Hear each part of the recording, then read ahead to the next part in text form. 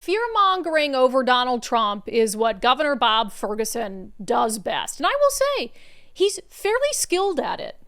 He can make life more expensive for you and then turn around with a straight face and convince you to blame it on President Donald Trump. This segment is brought to you in partnership with our friends at Future 42. Turn your frustration into action at future42.org. Make sure you sign up for their newsletter while you're there to be alerted to opportunities to do just that. So this is not the first time that Governor Bob Ferguson has done this. You'll remember when President Donald Trump came out and initially was announcing these widespread threats of tariffs, that Bob Ferguson was at the port of Seattle with all the cranes and stuff and all that behind him, and like, this is going to destroy our economy, and I'm going to always stand up for businesses. And that was weeks after he signed $9.5 billion in new taxes, the largest tax increase in state history, into law, much of those taxes on the backs of who? Business owners in the state of Washington. And so we already called him out for that at the time. And I was so disappointed, not surprised, but at that press conference, the reporters that were there didn't even point out the hypocrisy. Like, hey, man, I know you're worried about how tariffs will impact businesses, which is, okay to be worried about. But what about the $9.5 billion in new taxes that you just passed? Can you explain? Because it seems like you're also hurting businesses. So he's at it again. He had a press conference again about tariffs and the impacts on families and businesses. But just to give you a sense of scale, if you spend $200 a week on your groceries, you'll be spending an extra $128 per month on those groceries as a result of these tariffs. We also predict a 7% spike in the cost of clothes and shoes in the next year, a 14% increase in natural gas prices, which of course push up utility bills, and an increase of 25% in the cost of used cars. No matter how much the president wants us to believe that foreign countries bear the cost of these tariffs, that's simply not true.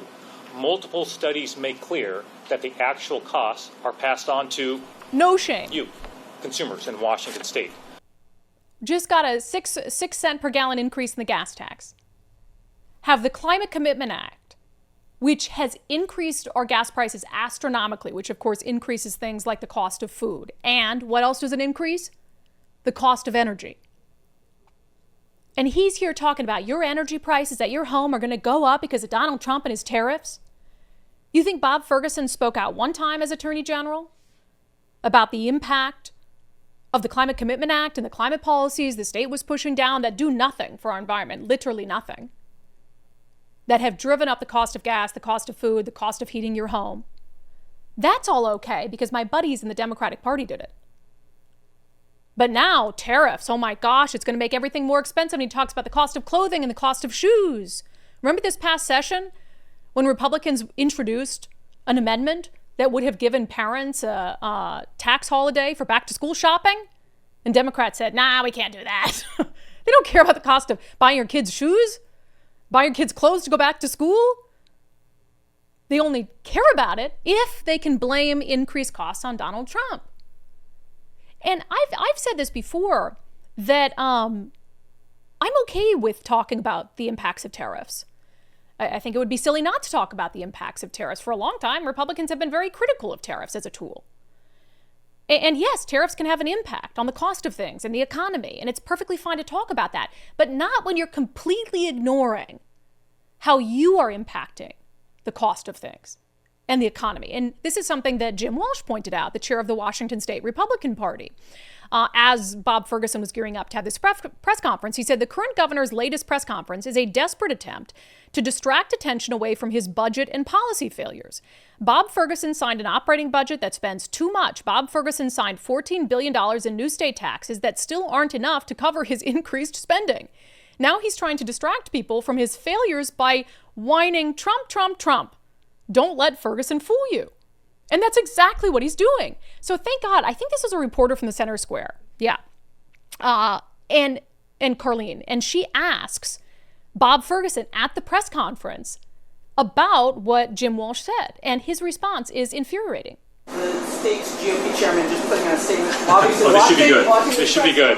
This should be always entertaining. Yeah, what has he got? Feels like this focus on tariffs is an attempt to distract away from the budget. Do you have Yeah. any response to that? I mean, what I will say is I'm someone who believes in data and actual numbers and being Okay. prepared. And so, look, if the chairman has a critique of the actual numbers, looking forward to hearing that. I'm not hearing that in his statement. He's not challenging the numbers. He's not saying this isn't real. He's not saying tariffs are good for business. If he does, have him come on down to Boon Boona Coffee Shop. I'd invite him to come on down, right? Maybe have a conversation with the folks in our grocery stores, or actually they're talking to the customers about what choices they're making in the meat they're purchasing. Maybe have those conversations. Easy to put out a press release and a statement. I get that. That's what he does. I get that. But look, as a governor and as leaders in our communities, right, we need to engage in reality, okay? And reality is what these numbers say. And look, we're going to, and I think the questions go with this. We'll be taking steps through the budget process to what we can do to mitigate these harms, to anticipate loss of general fund revenues, and welcome anyone who wants to be constructive in that effort. And by the way, Jim Walsh has said, okay, I'll come do that. Happy to talk to the coffee shops and the people at the grocery stores who are being impacted by tariffs. I'd love to do that. Now, let's see if Governor Bob Ferguson is willing to talk to people who are impacted by the taxes that he just passed. Is he willing to talk to people who are impacted by the Climate Commitment Act? By increased property taxes, increased gas taxes. So he's accusing Chair Walsh of only telling half the story while he stands there and only tells half the story. And as I've said, neither approach. If you're going to completely ignore tariffs, you're going to completely ignore state level taxes, then you're doing people a disservice because people are impacted by all of them. But the impact is far more profound when you have the largest tax increase in state history that isn't temporary. Tariffs, first of all, many of them have been a threat that has been mitigated by deals. And then you're talking about trying to make deals to make the tariffs temporary, to try to get the means to an end. These tax increases are permanent, and they're only going to compound over time. So Bob Ferguson wants to act holier than thou, totally. He knows that there's a basis to that critique. That's why he gets all shifty and is looking around him and is laughing and, making it about Jim Walsh and Donald Trump. He knows there's a basis to that critique, which is why he won't just answer the question directly. Like a common sense person would say, look, yeah, we did pass the largest tax increase in state history. We were backed into a corner. I was a new governor. I was handed this budget deficit. And yes, I take responsibility for signing those new taxes. They do have an impact on businesses. I'd be happy to hear from businesses and Washingtonians about that. And at the same time, we're looking at these tariffs and the impacts it's having on real people too.